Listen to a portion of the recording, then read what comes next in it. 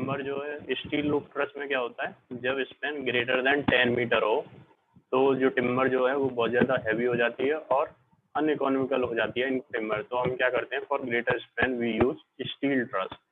ठीक है, स्टील में मतलब जो सेक्शन हम मोस्टली यूज करते हैं वो angle section, T section, channel section, ये सब मतलब तुम स्टील में पढ़ोगे, बट मतलब अभी ये समझा देता हूँ एंगल सेक्शन कैसा दिखता है। सेक्शन तो टी तो जैसे नाम डिनोट कर रहा है उसी से समझ में आ रहा होगा, इसको बोलते हैं एंगल सेक्शन। ठीक है, ये होता है टी सेक्शन। रील की डिजाइन में यही 4-5 सेक्शन बहुत ज्यादा यूज होते हैं। ये होता है सी सेक्शन। सी तो नाम से ही समझ में आ रहा हो, टी भी एंगल में थोड़ा सा कंफ्यूज होता है लोगों को। ठीक है, ये मतलब डिफरेंट टाइप ऑफ ट्रस हैं जो यूज होते हैं स्टील में। जैसे ये ओपन ट्रस मोस्टली तुमने अपनी उसमें भी देखा होगा, मोस्टली ओपन ट्रस ही यूज होता है। ठीक है, ओपन ट्रस की डिफरेंट डिफरेंट फॉर्म्स हैं। फॉर्म्स कैसे चेंज हो रही है, मेंबर के उससे। बेसिकली कोई मेंबर कंप्रेशन में जाता है, कोई मेंबर टेंशन में जाता है। ये बेसिकली इनमें जब तुम लोड कैलकुलेशन करते हो ना, टेंशन कंप्रेशन के लिए जब इस पर लोड आता है तो उस हिसाब से। ठीक है, ये बो स्ट्रिंग ट्रस, ये आर्च ट्रस, जैसे नाम बता है ना उसी हिसाब से बनते हैं। ये नॉर्थ लाइट ट्रस, मतलब जब इंक्लिनेशन केवल एक साइड हो तब हम यूज करते हैं इंक्लाइन ट्रस। ठीक है, अब ये आ गई roof covering for pitch roof. अभी तक हमने क्या पढ़ा था, अभी तक हम लोग जो पढ़ रहे थे ना वो पढ़ रहे थे फ्रेम, मतलब कि क्या फ्रेमवर्क करते हैं। अब उस फ्रेम को कवर भी तो करेंगे किसी ना किसी चीज से, तो जो चीज यूज होती है वो है ये, जैसे hatch covering, tile roofing, asbestos cement, ठीक है, गैल्वेनाइज्ड आयरन, जीआई शीट्स वगैरह। तो हैच कवरिंग कुछ नहीं, जो पहले टाइम से यूज करते हैं, जैसे विलेज वगैरह में यूज करते हैं, है ना, बंडल्स ऑफ स्ट्रॉ वगैरह जो यूज करते हैं वो सब रख देते हैं उसके ऊपर। नॉर्मली देखा होगा तुमने, झोंपड़ी वोपड़ी सी गाँव वगैरह में उनमें यूज करते हैं। ठीक है, टाइल रूफिंग ये सब तो नाम से ही समझ में आ रहा है, बाकी सब तो ठीक है। अब नेक्स्ट कंसेप्ट आता है फ्लैट रूफ का। ये तो हो गई पिच रूफ। अब फ्लैट रूफ, फ्लैट रूफ जो है, जो हॉरिजॉन्टल लेवल सरफेस होता है वो फ्लैट रूफ होती है। ठीक है, अब मोस्टली जहाँ स्नोफॉल वगैरह, रेनफॉल वगैरह ज़्यादा होती है उधर तो हम जाते हैं पिच रूफ के कंसेप्ट पे। ठीक है, जहाँ स्नोफॉल वगैरह कम होती है। फ्लैट रूफ के साथ सबसे बड़ी दिक्कत होती है कि इनमें मॉइस्चर एब्जॉर्प्शन के चांसेस ज़्यादा होते हैं। इनके स्लोप का बड़ा ध्यान देना होता है। तुमने भी देखा होगा जगह जगह वाटर स्टैग्नेट हो जाता है यदि प्रॉपरली स्लोप्ड हमने नहीं डिजाइन किया हो उसका तो। ठीक है, तो flat roof are constructed in similar manner as the upper floor. अभी फ्लोर्स वगैरह इससे पहले पढ़े थे ना, फ्लोर्स की डिजाइन वगैरह उसी की तरह, जैसे अपर फ्लोर मतलब टॉप मोस्ट फ्लोर हो जाती है एक तरीके से रूफ। अब इनके भी टाइप हैं, मतलब हम मोस्टली जो भी हमारे घरों में यूज होती है वो होती है रेनफोर्स सीमेंट कंक्रीट रूफ। यही देखी होगी जैक आर्च रूफ, ये बहुत पहले टाइम में यूज होती थी। जैक आर्च रूफ कैसी होती थी, इसमें आर्च की फॉर्म में होते थे, बहुत छोटे छोटे स्पैन में। जैसे अब तो फ्लैट देते हैं, इस तरीके की फॉर्म में आर्च की फॉर्म में होता था। ये रेनफोर्स स्लैब, ये मड रूफ तो सिंपल है, विलेजेस वगैरह में यूज होती है मड रूफ वगैरह तो। ठीक है, ये रेनफोर्स ब्रेक, ठीक है, ये ब्रेक है, ब्रेक रेनफोर्स यूज होती है। ठीक है, reinforce cement concrete roof, cement concrete roof, ये सब रूफ अब हम in the form of roof रहे हैं। इससे पहले हमने यही चीज same in the form of floors पढ़ी थी, तो सेम ही कंसेप्ट है, कुछ चेंज नहीं है। ठीक है, जैक आर्च मैंने बता दिया। जैक आर्च क्या होता है, स्मॉल स्मॉल आर्च, नेट वगैरह पे डाल के देखना, ऐसे आर्च की फॉर्म में होते हैं छोटे छोटे। ठीक है, स्मॉल स्मॉल स्पैन पे। ठीक है, अब एडवांटेज और डिसएडवांटेज क्या होती है ऑफ यूजिंग फ्लैट रूफ। ठीक है, सबसे पहले देखते हैं एडवांटेज क्या है। फ्लैट रूफ की जो कंस्ट्रक्शन है वो सिंपल है as compare to pitch roof. ठीक है, पिच रूफ को थोड़ा बनाना टफ होता है। फ्लैट रूफ के साथ मतलब सबसे बड़ी जो डिसएडवांटेज है वो वही है, वाटर स्टैग्नेट आउट हो जाता है यदि हम प्रॉपरली उसका स्लोप डिजाइन ना करें। स्लोप डिजाइन करना उसका बहुत वो है, मतलब 1:40 टू 1:60 के बीच में देते हैं उसका स्लोप। ये तो समझ में आता होगा ना, 1:40 1:60 इसका क्या मतलब है, यस और no. Yes sir.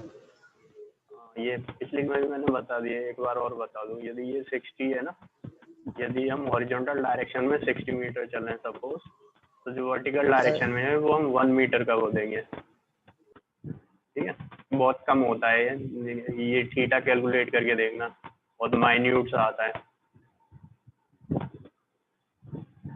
Normally I से भी नहीं होता। रूफ वगैरह पे भी तुमने देखा होगा देते हैं तो बहुत कम होता है,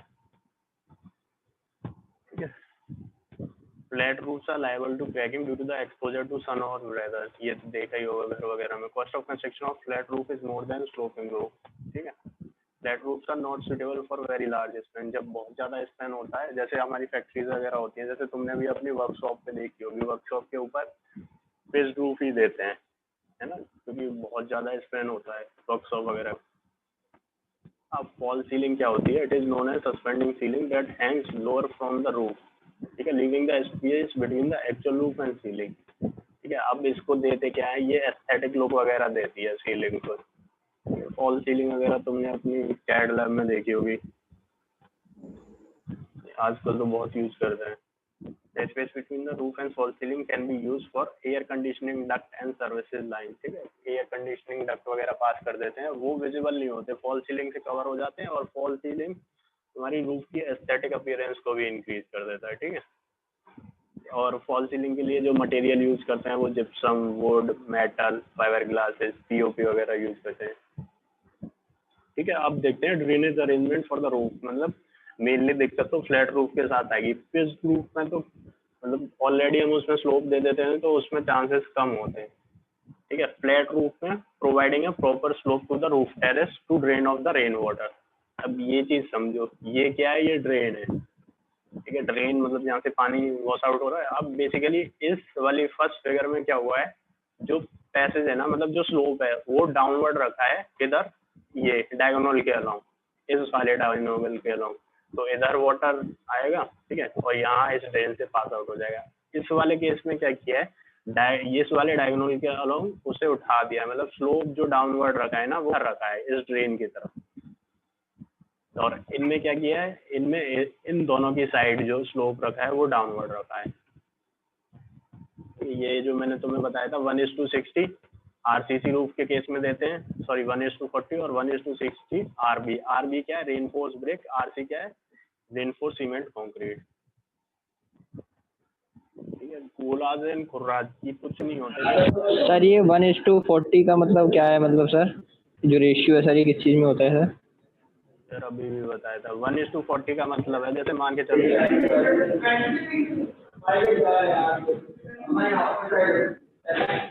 सर आपकी वॉल्यूम कट रही है। एक मिनट रुक जाओ। 1:40 का मतलब है,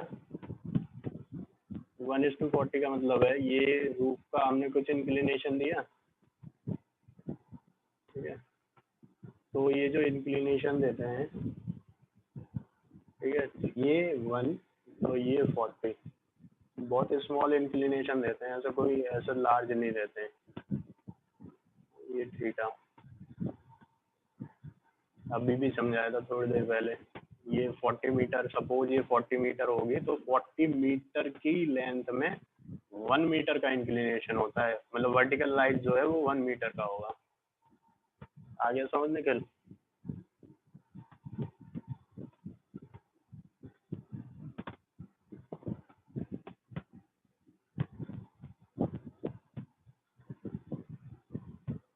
राहुल सर्वे वगैरह में पढ़ते हो ना, अभी लेबलिंग वगैरह वो सब इंस्ट्रूमेंट पढ़ोगे तब समझ में आ जाएगा किस इंस्ट्रूमेंट से करते हो।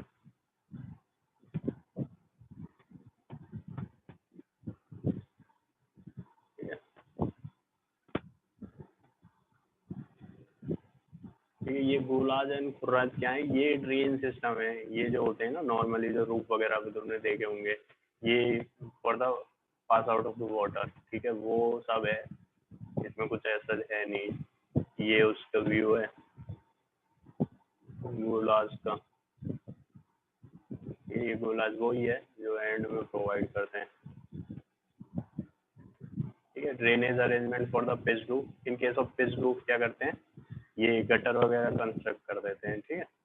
इस गटर के थ्रू होते ही यहाँ आएगा, कॉल करें और एक वर्टिकल पाइप अरेंजमेंट दे देते हैं जिसके थ्रू वो पास आउट हो जाता है। कोई डाउट अभी तक यहाँ तक किसी को?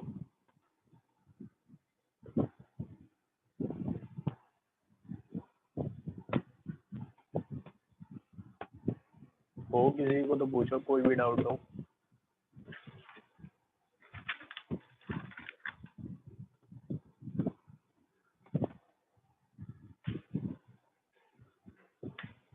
नेक्स्ट शुरू करते हैं स्टेयर्स।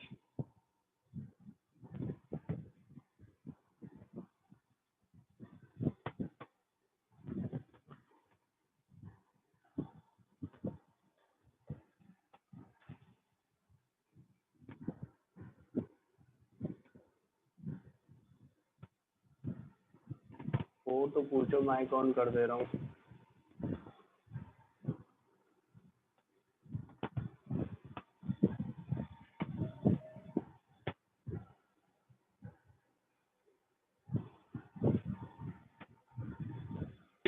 सर जो टाइप्स ऑफ रूफ है सर, उसमें थोड़ा सा सर एक बार सर बैक कर दीजिए सर।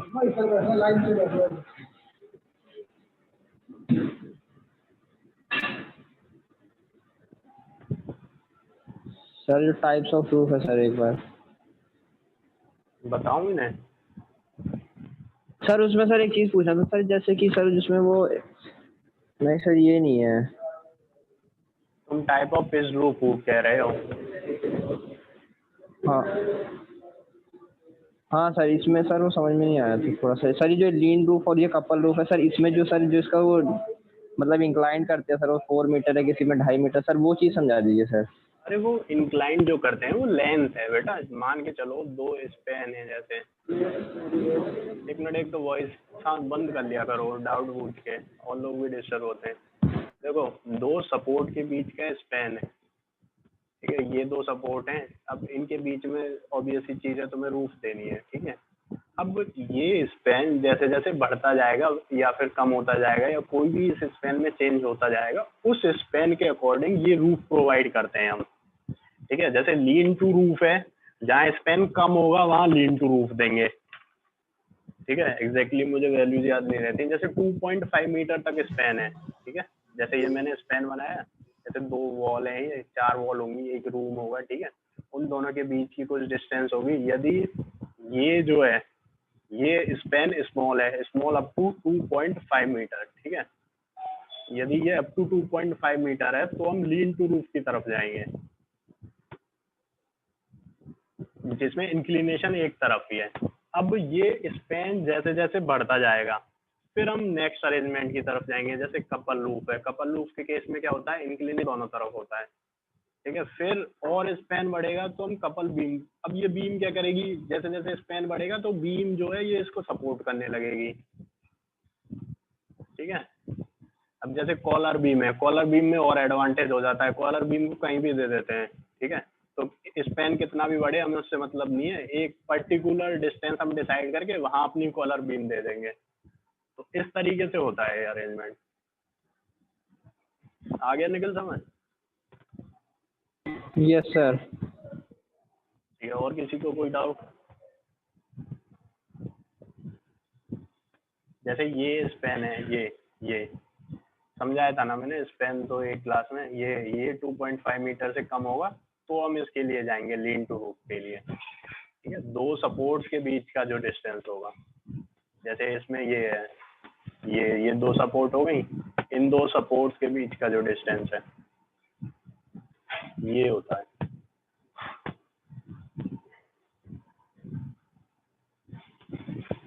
ठीक है, फिर नेक्स्ट चैप्टर शुरू करते हैं, स्टेयर्स।